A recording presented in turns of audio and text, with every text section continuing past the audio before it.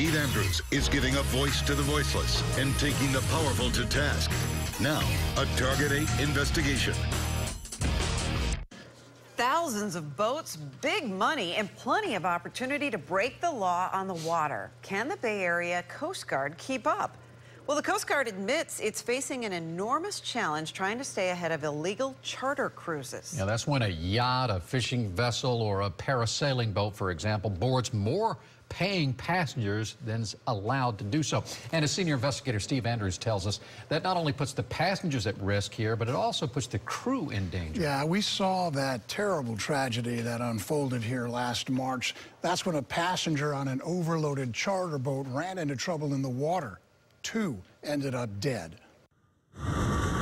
On any day, at any time, any of the thousands of boat operators along Florida's west coast can decide, let's make some money, charge and load more passengers than allowed. It falls on the Coast Guard to stop it. It's a huge problem. St. Petersburg Sector Commander Captain Holly Najarian hears about a lot of illegal charters after the fact. Finding a paper trail that may or may not exist is difficult after the fact. Unless a vessel carries this seal, it can only board 6 paying passengers, up to 12 if the person paying for the charter brings his own captain and crew.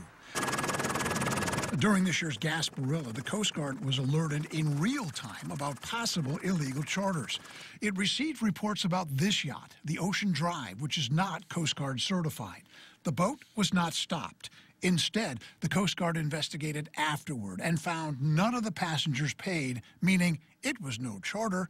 The boat operated legally. Do you believe they didn't pay? I mean, Gasparilla is a big money day. I have to take it at face value. You know, if I went around thinking that everybody was lying to us, I'd never sleep at night. What keeps Captain Najarian up at night are incidents like those involving this yacht, the Jaguar. According to Sheriff's Office reports, in March, 15 passengers chartered the boat, which is not certified. 2 died when a passenger got in trouble swimming and a crew member attempted a rescue.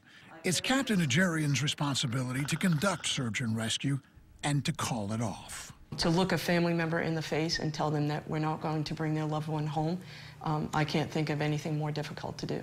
The Coast Guard's legal staff is now deciding whether to bring charges.